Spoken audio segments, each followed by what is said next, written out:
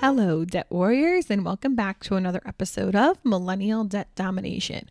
I'm your host, Katie O'Shea. It's not uncommon to feel shame about your financial situation, so much so that it can lead to avoidance altogether. But ignoring money problems only makes them worse.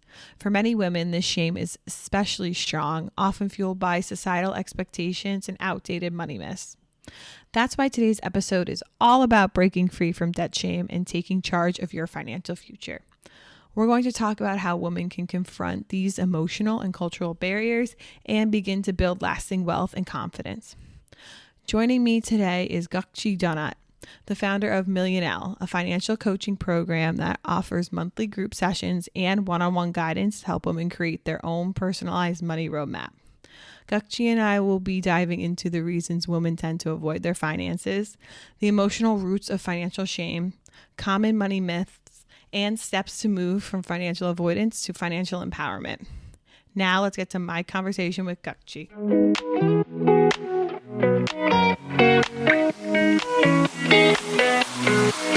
Hi, Gokce. Thank you so much for joining me on the podcast today. Hi, Katie. Thank you for inviting me.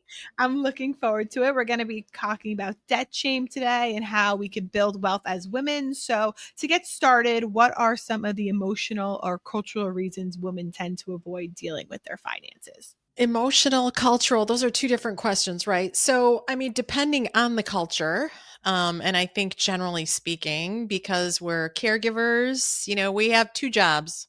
We have our real job and then the other job of taking care of everyone else aside from ourselves. So culturally, that's what's expected of us, I would say, generally speaking, globally. And so we only have so much time, right? So when it comes to the numbers, I think men are expected to take care of that. That's obviously changing, from a cultural perspective, that's the answer. And, emotionally, whether you're a man or woman, especially the average person, it sometimes isn't easy to face reality. It's easier to avoid it. I would say that's a big part of why people or women, they either just don't have time. Well, not either. Generally speaking, it really does boil down to time and sitting down and figuring out, where am I at? What are my goals? Are there any money myths that you think women still believe today? You kind of touched on maybe thinking that it's their job to only take care of the home. Is there any other kind of money myths? I think the biggest money myth that I would love to debunk is that it's difficult. It's not difficult. If whether it's investing or being able to chart your own financial path in life, as long as you can add and subtract or have access to the right tools, it's not complicated at all. How can we shift from fear-based to empowered financial decision making? It starts with knowing what's coming in, what's going out, where do I want to go? And once you know that, and once you set a goal or goals and have a plan, that really takes the fear out of it. Even if you're, miles in debt, if you know you have a plan, it gives you hope. It's always good. When you have that plan, you can kind of see, okay, this is what I'm hoping for at the end. And you younger people, you are so blessed. There's an infinite amount of free education online. So, you get your plan together and you take action and things fall into place. Yeah, like this podcast or any other podcasts out That's there right. that are That's free right. that, younger people can get so much more information nowadays, especially about finances. Yeah, it's surprising to me how many people don't listen to podcasts. I think in a few years' time that's going to change, but I love podcasts. What is debt shame and how does it manifest in women's lives? Debt shame is like shame in general, right? You think you should, there's a perception of where you need to be, especially at a certain point in your life, right? Your 20s, your 30s, your 40s, your 50s, depending on how old you are. And unfortunately, with social media, you think, well, geez, she's in on Capri sipping champagne, and I can't even, find the right app to get me started paying off my debt or whatever the goal is. So I think that the shame is just rooted in, it's natural. It's natural not to want to fess up. But the truth is that, we all, nobody's perfect. And, the shame is really going to be 50 years later if you've never done anything to help yourself. That's where the shame, the true shame should start if you have all these tools and you still do nothing, right? It's great that you bring up the social media thing because it's so true. Because you could see something on social media, but you don't know. They could also be experiencing debt shame, but they're not showing it. So I'm 50 years old. I'm quite a bit older than you. And we're not used to social media, right? I mean, social media, and I'm not addicted to social media. The reason I even started my podcast is it's more like social proof for people to get to know me. Because when you think of social media and like a value add, that takes a lot of time, you know? And I just think it's so fake. It is so fake. um, People that are busy, I mean, sorry, rewind. People that have successful businesses are too busy to be posting anything online. Like I'll give you an example. I mean, I travel a lot. I've, over the past 30 years, I've really seen the world. If you go on my personal social media, you'll never see that because Mhm. I'm busy. Like the last thing I want to do is waste my time showing everyone else how happy or whatever it is that you want to portray you are. So like I would tell the more insecure young ladies that if they're always posting, like their life can't be that full. Right. That's unless they true. have unless they have like a full staff, Mhm. or they have someone else doing it for them. um it's just so fake, and it's really sad, especially the much younger women. They get influenced by it, they fall for it, and they think, oh, I'm not doing so well in life. And Right. not just relative to debt, but just being invited to a party, or especially with the travel. um yeah, it's really sad. It's a tough time to be a younger person. How can financial shame keep women stuck or prevent them from asking for help? Well, it's not having the ability to be truthful. I think a confident person doesn't care. You just have to know and believe that you're not the only one. I mean, let's look at like student debt, right? It's very common. It's the largest asset on the US government's balance sheet. You just have to acknowledge that you have to have confidence in yourself and not care what anyone thinks, and ask for help, because the average person needs help regardless of what you see on social media. It's not true. Can you share tips for shifting from shame to strategy when it comes to debt? Sure. I think the first most important thing is finding the right fit. Finding how, again, you all are so lucky. You have so many resources. So just kind of think about, should I take a course? Is a course going to help me? Is it an online tool? Is it a one on one? Do I need a mentor? What is going to help me look in the mirror, take a hard look in the mirror, and stay the course? Are there any roadblocks women face when they're trying to build wealth? But I think that we have unique relative to men. We have to first of all go to our day jobs. And then whether we have children at home or we have elderly parents, we're naturally the caregivers, right? So not just physically looking after people, but having kids is expensive. You might have to financially help, your parents or your grandparents. So that is obviously significant. But yeah, those are things we can change. And we live longer. I mean, we live longer too. So our retirement pot has to be bigger. Yeah, and I was going to say, since the role of caregiver does fall so much on the women, it can be hard to find extra streams of income when you don't even have time for it. It's hard to find like a side hustle or something. So you have to kind of get creative on ways to build that wealth, whether it be investing or, as you mentioned, retirement is super important for women. Yeah, retirement's super important, and especially at your age, even if you just put a little bit, in addition to your 401k, if you can, just putting a little bit away every month, whatever that is, based on your goals, right? It kind of depends where your cash flow is going. Hopefully, you're net positive. If not, you might have to take on another job or sell an asset, right? It kind of depends on what the picture looks like, but it's doable. Yeah, I think it is. And I think it's doable if you have the right mindset. And then what role does that mindset play in wealth building? Mindset is so important. One of the mantras that I have one of my kids saying actually is, I will get there. Wherever there is, you have to have, as long as you have things in place, right? You've acknowledged where you're at, you've set a goal or two. Your perception has to be that you will get there, especially if you have all of the tools in place that will help with believing in yourself, and just gratitude, grateful for the fact that you've even acknowledged you need help.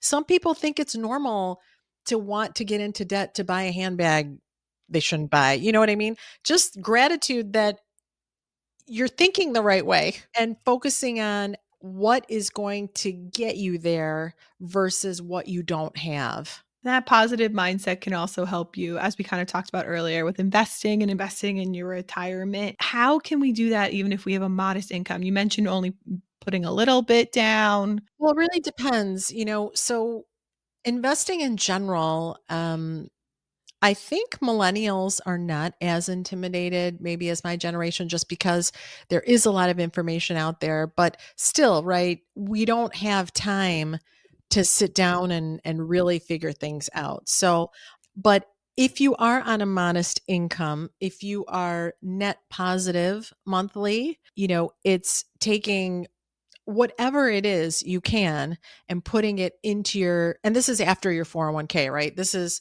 all of your bills are paid. And let's say you have, I mean, I'm exaggerating, you have $20 in the bank every month. Everything compounds, including money, right? Including returns. So you open a brokerage account. It's very easy to do. And you buy an ETF like VOO or SPY. Or the advantage of starting young is, you have that runway of time.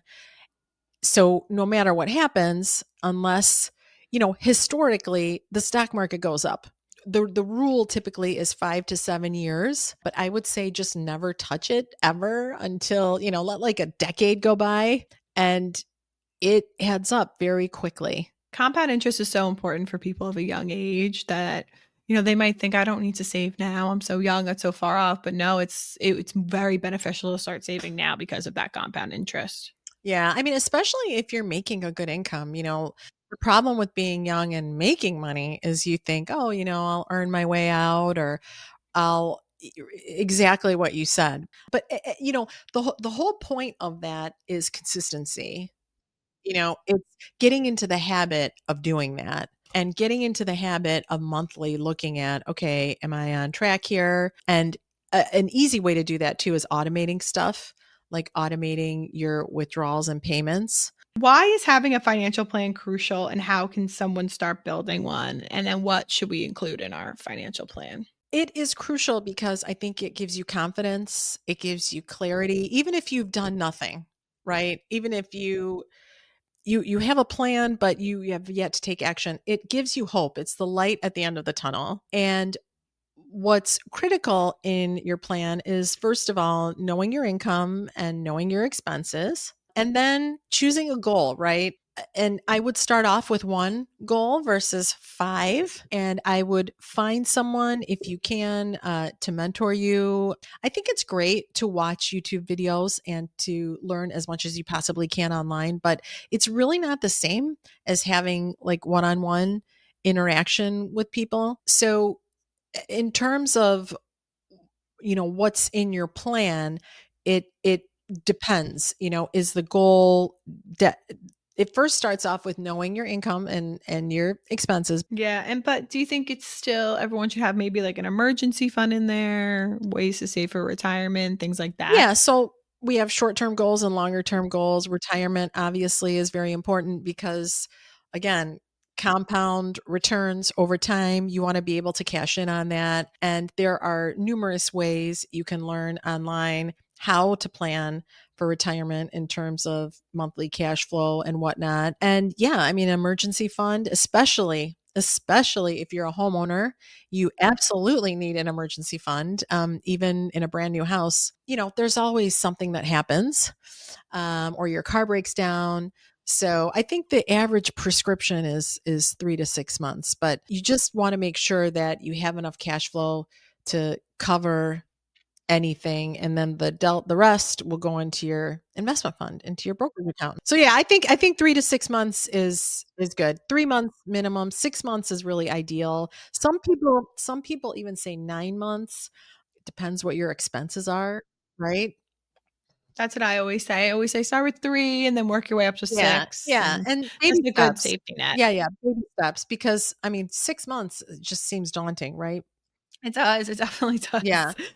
Do you have any favorite budgeting apps, and how can using a budgeting app help women with their finances?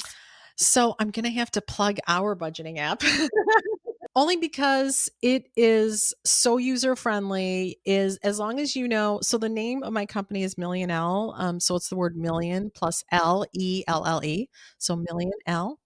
And we have an app called Command Center where, as long as you know your login credentials for your credit card, your student loan, your savings, checking, whatever, you dump everything into that. And sometimes the way that tech works, unfortunately, the connections break. So occasionally you have to go in there and kind of refresh it. But it takes no spreadsheets, no, 1 week analysis of finding receipts and doing all of that. It aggregates all of your information, and then you're able to set a budget, set short-term goals, long-term goals, and it's very time efficient. Yeah, and I'll, of course, make sure to link, Million L in the description of this podcast so everyone can get that there and look into it there. Awesome. But how can using tech tools help women feel more confident about money? I think using tech tools really helps with time, right? We are very, very limited on time because we're taking care of ourselves and everyone else. It just makes your life so much more efficient. I mean, sometimes there's a bit of a learning curve, but it's really worth it. Yeah, especially if you're on your phone a lot already, you're listening to this podcast, it's easy to download an app and it can help you with budgeting. But there are a lot of tools out there that can help women feel more confident about their money and such. So, what is one thing every woman listening should start doing today for their financial well being if they haven't started already?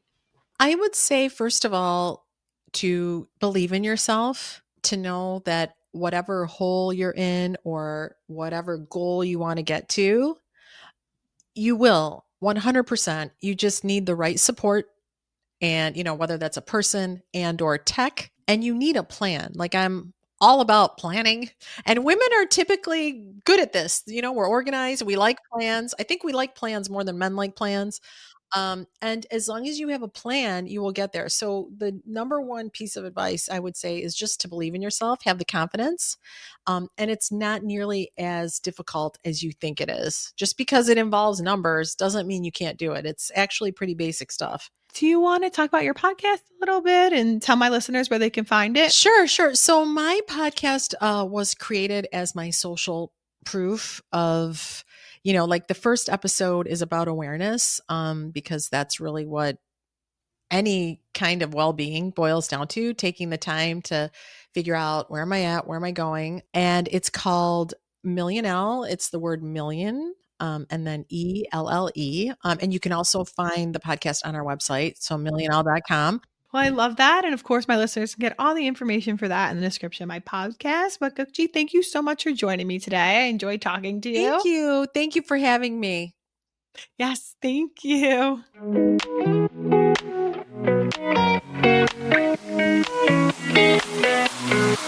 Your destination is a stronger, more secure financial future, and there's no need to detour down the road of debt shame. Whether your debt came from past decisions or circumstances beyond your control, what matters most is that you get to decide what happens next. As women, we're often faced with outdated money myths and cultural pressures that can deepen feelings of shame around finances. But building wealth starts with confidence. Trust in your ability to make smart financial decisions and stay focused on your goals.